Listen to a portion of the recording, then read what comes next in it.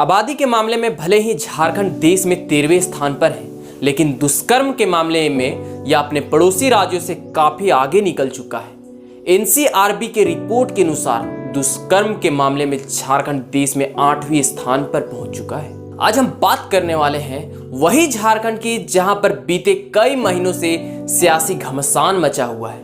यहां मुख्यमंत्री बदले जा रहे हैं, नेता अपनी कुर्सी के लिए लड़ रहे हैं, कोई मंत्री पद के लिए लड़ रहा है, लेकिन झारखंड की स्थिति बद से कितनी बदतर होते जा रही है, इस पर किसी का ध्यान नहीं। आज हम बात करने वाले हैं झारखंड में घटी एक काफी दुखद घटना को लेकर, जो झारखंड को बदनाम करने का काम कर रही है। यह घटना 1 मार्च दिन शुक्रवार देर रात की है। इसी दिन देश के प्रधानमंत्री नरेंद्र मोदी धनबाद आए हुए थे। यह घटना इतनी शर्मनाक है कि देश के प्रधानमंत्री जिस दिन झारखंड आते हैं, उसी की रात एक स्पेन की महिला के साथ गैंगरेप की वारदात होती है। तो सोचिए कि किस प्रकार से झारखंड का विकास हो रहा है। जहां नरेंद्र मोदी विश्व पटल की बात करते हैं, वहां हम अपने पर्यटकों को भी सुरक्षित नहीं रख पा रहे हैं। बस यहाँ पर एक ही बात होती है, ये पक्ष की गलती है या विपक्ष की गलती है, पर इसे कैसे सुधारा जाए इस पर किसी की नजर नहीं होती है। तो चलिए हम जानते हैं इस घटना को थोड़ा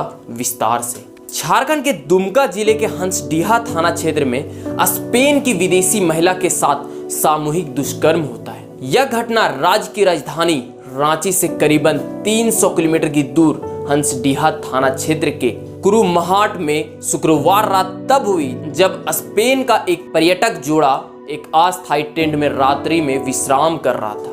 स्पेन की महिला ने एक इंस्टाग्राम पोस्ट में घटना को लेकर लिखा कि हमारे साथ कुछ ऐसा हुआ जो कभी किसी के साथ ना हो। 7 लोगों ने मेरे साथ बलात्कार किया है। आपके जहन में एक सवाल आ रहा होगा कि आखिर वह झारखंड में आए क्यों थे। तो चलिए इसके विषय में भी आपको कुछ जानकारी देते हैं। वे विदेश से पति पत्नी टूरिस्ट वीजा पर भारत आए हुए थे। यह लोग स्पेन से पहले पाकिस्तान गए, इसके बाद पाकिस्तान से बांग्लादेश और फिर बांग्लादेश होते हुए झारखंड के दुमका पहुंचे थे। झारखंड में स्पेन की महिला को नेपाल जाना था। महिला जब टेंट में थी, इस दौरान करीब 8 से 10 लोग वहां पहुंचे और महिला के साथ गैंग रेप की वारदात को अंजाम दिया। रेप पीड़िता विदेशी महिला को पुलिस एस्कॉर्ट के साथ दुमका सदर अस्पताल लाया गया। पीड़िता महिला ने अपने पति के साथ बाइक चलाते हुए दुमका अस्पताल पहुंची। पुलिस अधीक्षक पीताम्बर सिंह खरवार ने बताया कि शुक्रवार रात करीबन 11 बजे हंसडीहा पुलिस के गश्त दल को सड़क किनारे 2 लोग मिले। उन्होंने बताया गश्त दल ने यह भांप लिया कि उनके साथ कुछ हुआ है। क्योंकि वो स्पेन भाषा बोल रही थी तो पुलिस को समझ नहीं आया कि वो क्या बोल रहे हैं।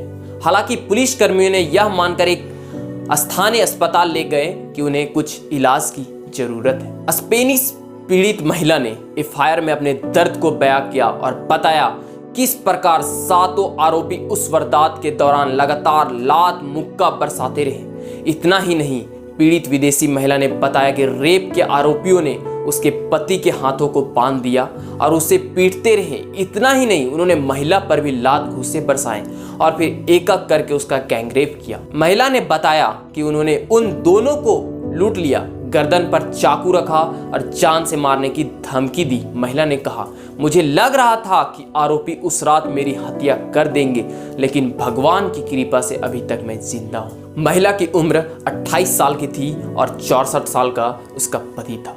तो सोचिए कि यह घटना कितनी शर्मनाक होगी। इस मामले को लेकर प्रेस कॉन्फ्रेंस में एसपी पीताम्बर सिंह खरवार ने कहा कि महिला का मेडिकल टेस्ट कराया गया, इसमें बलात्कार की पुष्टि हुई। जिन्होंने कहा कि अपराध में शामिल 7 लोगों में से 3 को जेल भेज दिया गया और अन्य 4 को जल्द ही पकड़ लिया जाएगा। तो इसमें विपक्ष भी कहां पीछे रहने वाले थे। झारखंड में विदेशी महिला के गैंगरेप की वारदात को लेकर भाजपा ने भी राज्य सरकार के खिलाफ मोर्चा खोल दिया।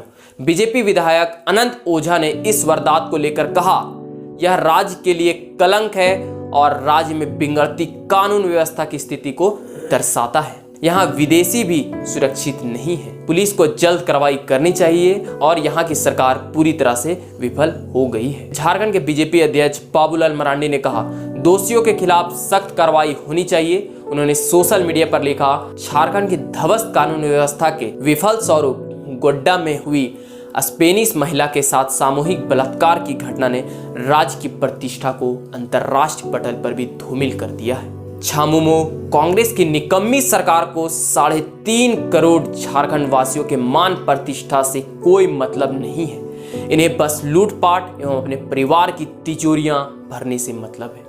विधानसभा के नेता प्रतिपक्ष अमर बावरी ने सोशल मीडिया पर लिखा, हमारा झारखंड फिर हुआ शर्मसार, ना विधि ना व्यवस्था, अपराधियों का मनोबल अपने चरम पर है। ऐसे में आखिर कौन पर्यटन आएगा हमारे राज्य झारखंड में? अगर लूट और झूठ से जेएमएम कांग्रेस राजद सरकार को फुर्सत मिले तब तो बहन बेटियों की सुरक्षा पर ध्यान दे सरकार। तो आपने देखा कि किस प्रकार झारखंड की छवि धूमिल की जा रही है। ना यहाँ पक्ष किसी का हुआ ना विपक्ष, बस एक दूसरे के ऊपर दोषारोपण करना है, लेकिन काम किसी को नहीं करना है। ऐसी घटनाएं होती रहती है, बस सिर्फ लिख दिया जाता है, उस वक्त कार्रवाई होती है तो ठीक है, उसके बाद इसके लिए क्या फैसला लिया गया या किसी को पता नहीं चलता, कोई मतलब नहीं होता। तो आपने देखा कि किस प्रकार झारखंड की कितनी गंदी तरीके से छवि को धूमिल किया जा रहा है, वह भी वर्ल्ड वाइड में। तो सोचिए कि भारत कहाँ जा रहा है। हम भारत की बात इसलिए कर रहे हैं क्योंकि इसकी चर्चाएं पूरी दुनिया में चल रही है। तो आप इस घटना के बारे में क्या सोचते हैं वह हमें कमेंट में जरूर बताएं।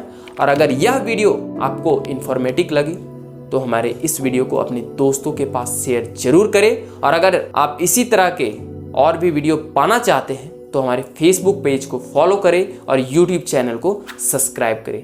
तो चलिए मिलते हैं अगले इसी प्रकार के और कुछ वीडियो के साथ। तब तक के लिए धन्यवाद।